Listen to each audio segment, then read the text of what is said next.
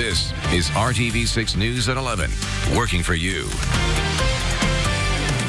We start tonight with an Storm Team 6 alert. Steady rain continues to fall, putting a damper on the start to the weekend, and flooding could become an issue. Good evening to you. I'm Mark Mullen. And I'm Amanda Starantino. Let's get right to Chief Meteorologist Kevin Gregory with your forecast. Kevin. And let's talk about what's ahead. An additional 1 to 2 inches of rainfall. It will return widespread rain in the morning, some of that heavy. The wind will also increase while you're sleeping, with peak wind gusts tomorrow morning between 40 and 50, and the flood warning should expand through the day. From Lafayette to Monticello, heavy rain, then lifting north of Peru and Marion, heavy rainfall. This is what we've got to get through before we can dry out. What sits to our west right now will be in central Indiana tomorrow morning. 7 a.m. Peru to Terre Haute. The initial push of that heavy rainfall then right through central Indiana at 10 a.m. That wave then off to the east by 1 o'clock in the afternoon. I'll finish the rest of the timeline for tomorrow coming up. There are the strongest winds in the morning, close to 50-mile-per-hour gusts. All right, we'll see you soon, Kevin. Thank you. Crews with the Indiana Department of Transportation have been hard at work to prevent flooding on the interstate, and the city has reminders for you when it comes to safety in this weather. The Department of Public Works says don't drive through flooded roads. High water may be deeper than it looks, and it can hide hazards like sharp objects, washed out roads, and electrical wires. Stay away from downed trees and power lines, and you can help reduce flooding in neighborhoods by clearing debris from drains. For more coverage of potential flooding, weather alerts, and the full forecast and more, go to our website, theindychannel.com, or download the RTV6 app or the Storm Shield weather app. And we are following breaking news at this hour. Firefighters say a few residents are injured after this fire at an apartment complex on the east side. Some people had to climb out of windows to escape. Crews were called to Jamestown Court near 46 in Arlington around 10 o'clock tonight. The damage to the complex appears to be major. We will continue to bring you updates as we learn more. We're looking at this live picture now. You can see a lot of people are on scene. Firefighters are continuing to work to take out that fire. We are going to stay on the scene and bring you updates as we get them. Indiana teachers say pressure surrounding standardized testing is the top problem they face in the classroom. That is according to an RTV6 survey given in November. Now, working for you, RTV6's Cameron Riddle returned to a familiar place to get more insight on why educators say those test results don't tell the whole story. Come on, you ready to learn? As classes resume from winter break, students across Indiana are prepping to take the state-mandated I Read and I Learn tests. In Wayne Township, prepping for the test is not something that starts after the holidays or even at the start of the school year. It begins in kindergarten, 3 years before they take the test. Even in kindergarten, when we're starting from the beginning, we're not just working on ABCs. We're working on how to put those sounds together, to make words, to use those words into sentences, and be able to answer questions. Trina Cox teaches kindergarten at North Wayne Elementary. Since day one, she's been working with students who need help most, including some who couldn't speak English, let alone read, on the first day of school. 6 months later, they are speaking the English language. It's that kind of progress that is not always recognized when measuring teacher performance and student growth. For example, if a student starts the year reading with a score of 25% and by the end of the year achieves a 75%, state standards would say the teacher is not highly effective because the standard is 80%. That shows a 45% increase, which is amazing for a school year. Cheryl Seabrook has been in front of a classroom for 38 years, 27 of them right here at North Wayne Elementary, teaching second and third graders, including this reporter and one of her favorite students. She says the challenges in the classroom that teachers are facing have only grown since she taught me nearly 20 years ago. Back then, we really just taught the whole child. We were not concerned about the test. We just taught, again, with rigor and intention. With state-mandated tests now held as the gauge of success, Seabrook says it creates added pressure for teachers in 3rd through 6th grades when the I Learn test is taken. I know that when that first began to happen, teachers were actually switching grades, saying, I don't want to be in a testing grade. After nearly 4 decades of teaching, Seabrook says both teachers and parents shouldn't just look at a test score, but look at what a student learns and how much they grow. Let me just tell you how I feel about teaching 38 years later. I still believe it is an honorable, noble profession. every other profession comes through teaching. In Indianapolis, Cameron Riddle, RTV6. And lawmakers are taking steps to address the issue. House Bill 1001 would protect teachers from being penalized for their students' iLearn performance. It would also put in place a 2-year delay in using iLearn scores for school ratings, giving schools time to adjust from the iStep exam.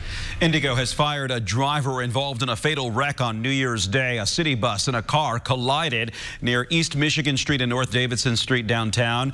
The driver of the car, 54-year-old Cindy Evans, was killed. A young child riding in the car and a passenger on the bus were also hurt. Indigo says it has determined the actions of the bus driver compromised safety. IMPD is asking for information in a hit and run that left a man dead. Police are looking for a Honda Pilot that may have front-end damage near the grill area and windshield. Investigators believe an SUV hit and killed the man on State Road 135 near Thompson Road at around 7:15 last night. Now to new developments in several recent homicide cases in Indianapolis. Investigators say a 76-year-old man has died after getting shot by his 72-year-old friend. The shooting happened Monday afternoon on Marquis Lane near West 79th and Township Line Road. The violence led to a standoff. Harley Edmonds faces charges in the case. The motive in this shooting is still unclear. And today, police arrested a man in connection to a triple shooting on the west side. Officers found 2 men wounded and a woman dead on New Year's Eve near St. Clair Street and Belmont Avenue.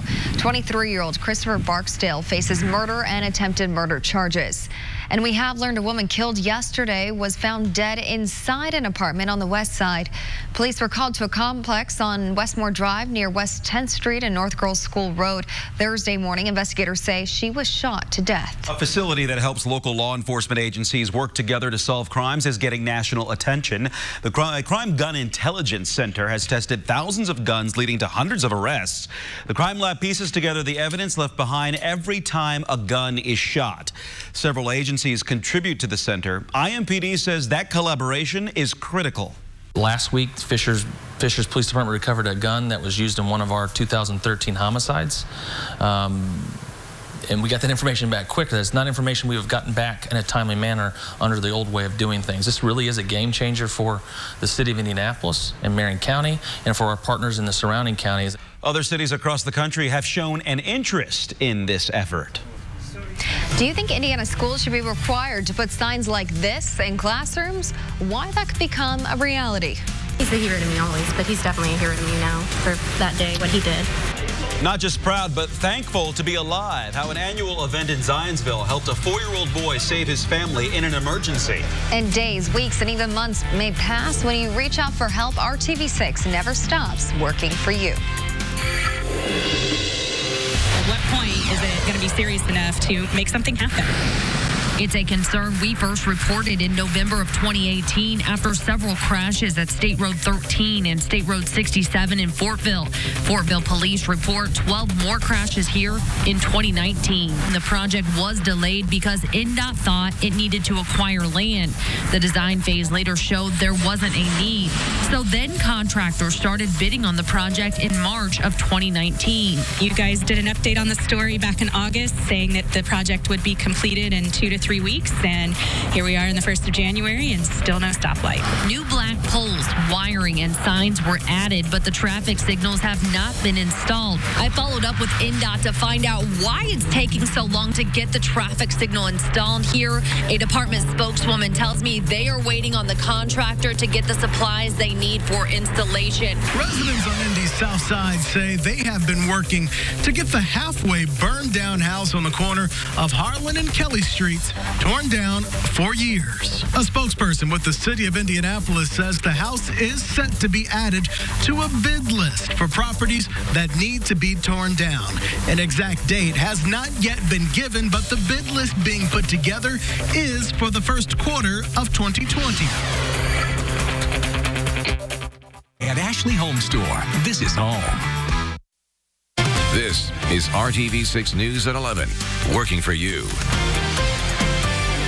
RTV6 is still on the scene of breaking news that we're showing you on the east side. This is at Jamestown Court near 46th and Arlington. Firefighters at an apartment complex there where we are told that some residents have been hurt. We don't know the extent of their injuries. That fire broke around at 10 o'clock tonight. You're looking at firefighters there on the right side of the screen putting water on the flames there, or what's left of it. We are working to learn if anyone was hurt and the extent of their injuries. We do hear that some residents did have some injuries. You can see the extent of damage there. We will continue to be on scene there and bring you the latest on the RTV6 app and on our website, theindychannel.com. Again, this happening on Jamestown Court near 46th and Arlington. And new at 11, every classroom across Indiana would be required to display signs like this under a new proposal. State Senator Dennis Cruz of Auburn introduced the bill, which mandates schools place a poster or framed picture showing the American flag, the Indiana flag, and the phrase, "In God We Trust," in each class. Schools would have to pay for the posters or have them donated. You can read much more about the proposal on our website, theindychannel.com. Also new at 11, investigators say a 4-year-old boy in Zionsville with a very good memory saved the lives of his parents and brothers. What did you smell? What did you see? Smoke?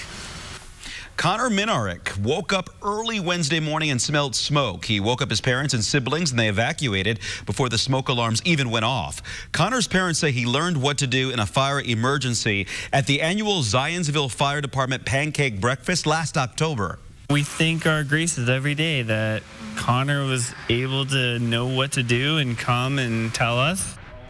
The Zionsville fire chief says he's very proud of Connor, and the chief is reminding everyone to check your smoke alarms and make sure you have an escape plan in case of a fire. Good job, little dude. Yeah, good to see you there. Day. Kevin joins us now with a look at your weekend forecast. It is a Storm Team 6 alert day. Rain heavy will move back in the morning. Some of this may wake you up, depending on what time you set your alarm clock for. We'll get to that. Temperature unbelievably warm right now. 57 degrees. That's well over 20 degrees above average from our high temperature.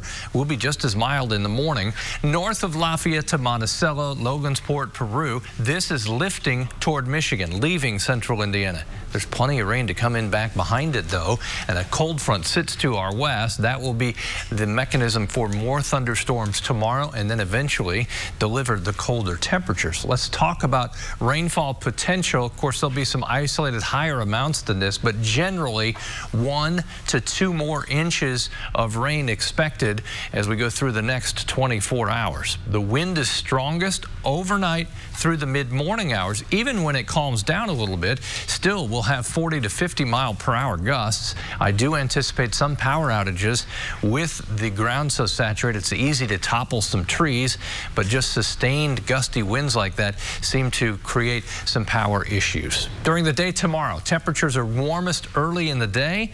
They slowly fall off in the afternoon. Our rain becomes a little more spotty in the afternoon into the evening hours, but it should be a solid area of moderate to heavy rainfall in the morning. 7 a.m., pretty defined line from Peru to just west of Bloomington. By 10 a.m., that cuts through Indianapolis. This will have some gusty wind associated with it, as well as the torrential downpours. By 1 o'clock in the afternoon, that arcing area of showers and isolated thunderstorms to the east. This is when I think we see a little more hit and miss rain through the afternoon. Then one more shot in the evening as a colder air is arriving. Rain moves through, and look at this, some blue representing some snow showers and light snow on the backside of that. It will be a while before rivers crest. Lafayette and Terre Haute along the Wabash, not until Monday. Looks like the White River, Noblesville, and in Morgan County late Sunday, the way it looks right now. Temperatures during the day on Sunday, they'll be much cooler, around 40 degrees, but the key for Sunday and Monday, the fact that we'll be dry. Temperatures coolest Sunday and Monday when we're dry. As temperatures warm back up, our rain chances will increase once again. Best chance of rain looks to be on Wednesday of next week, then colder Thursday and Friday. Let's talk basketball. Dave? From RTV6 Sports, this is Hoosier Hoop Hysteria.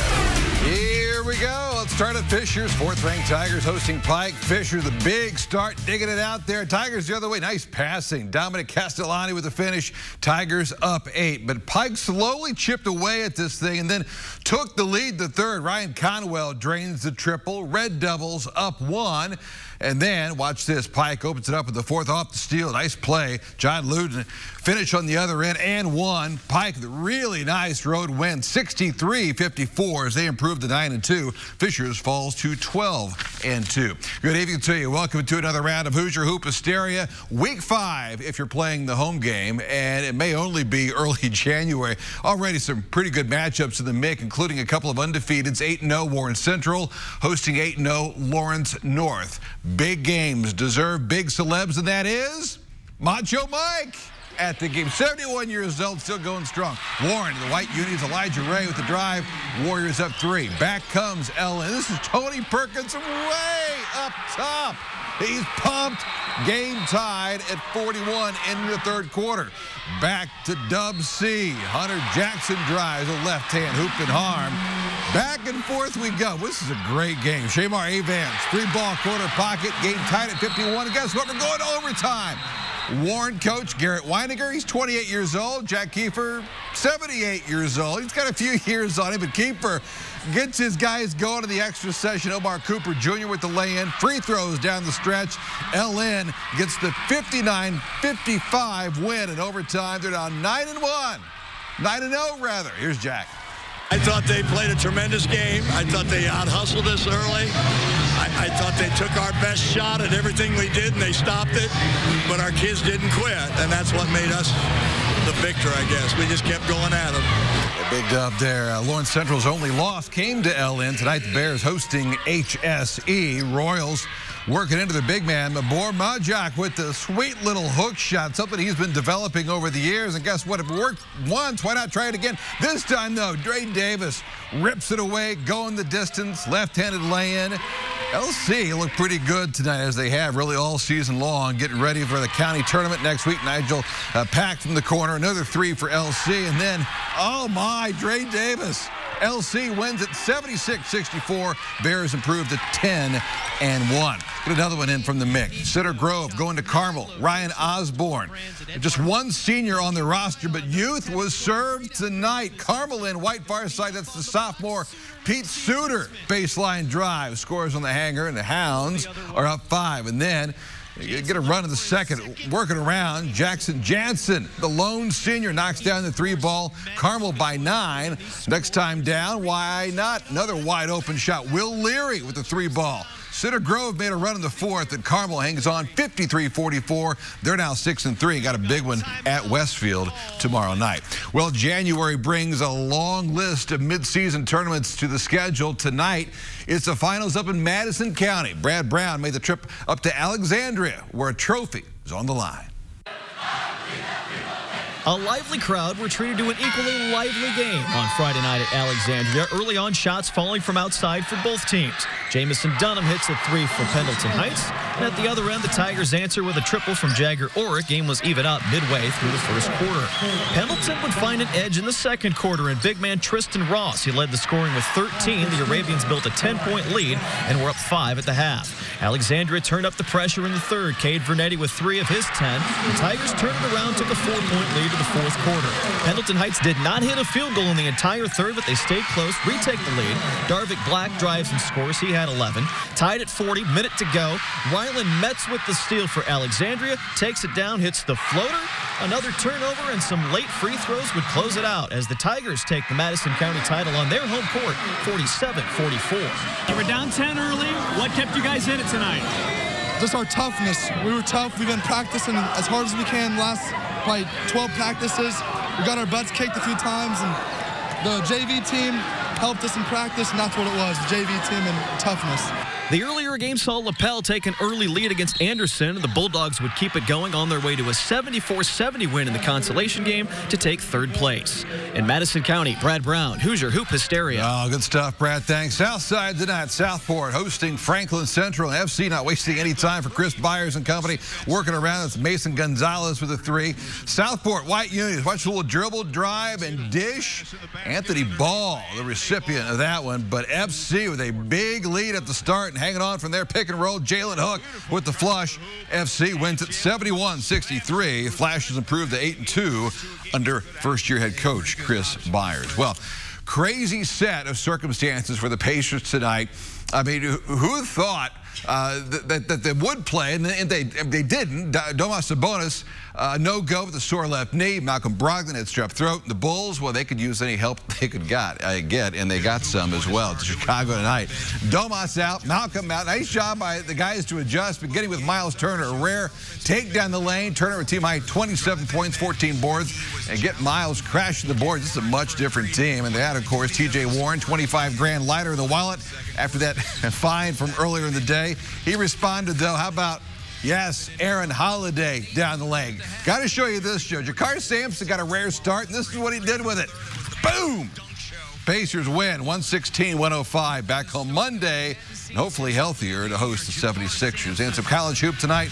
A late game on the road for the Dogs at Providence. 6th-ranked Butler going right to it. They scored the game's first 9 points. Aaron Thompson the drive in the reverse. Just like that, Providence, they're looking up in this one. Some old-school Butler sets. Bryce Golden wide open, the 6'9" forward, knocks it down. Butler up 10 late in this game on the road. Look ahead to the weekend. IU and Purdue, both at home. Big game down at the Hall tomorrow afternoon. Hoosiers face Ohio State. Purdue gets Michigan State on Sunday. IUPUI Marion also play at home. UIndy goes on the road. Butler, they just win. This just in, 70-58. 12-point win for the Dogs. The news at 11 continues after this. Terribly exciting. That's why we do it. We want to update you on the breaking news that we're following on the east side of town at Jamestown Court Apartments near 46th and Arlington. A fire broke out around 10 o'clock last night. It appears firefighters on scene have gotten the upper hand and put the fire out. As you can see, there are firefighters there on scene, but it appears they're putting away the hoses. They're not spraying water anymore. We have learned some residents were injured, but we don't know the extent of their injuries yet. We are told there is major damage here to the Jamestown Court Apartments. We'll keep you updated on this on the RTV6 app.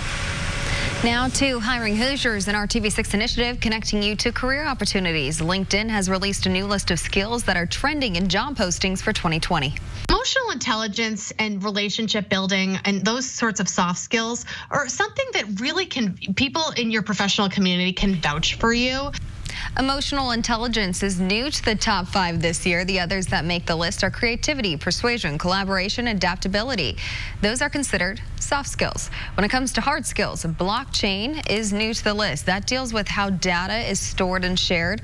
The other top 4 also have to do with data or artificial intelligence and building products that help keep our attention. LinkedIn Learning has more than 15,000 courses you can take to learn different skills. With such a tight labor market, we know that companies know that Gen Zers want a remote schedule. And in fact, that they're actually opening up their traditional office hours to make that flexible to ensure they get the best talent. LinkedIn says this year companies are more likely to ask people to audition before they are hired. We'll be right back. RTV.com. We should have several hours without any heavy rain, but it does return. You can sitting over in Illinois. That will march to the east, increasing our chances for rain in the morning, sometimes heavy with windy conditions. More of it's coming, right? Had rain lately. Well, here's the thing. Most people didn't have any soccer games scheduled for January, what is it, 11th? I can't read. That worked out. Tomorrow. Right, yeah. Who's ready for the weekend? Everybody? Aye, aye. All right. 10 seconds away from the weekend. All right. Thanks for joining us tonight on RTV6 News at 11. Have a great weekend. Try to stay dry.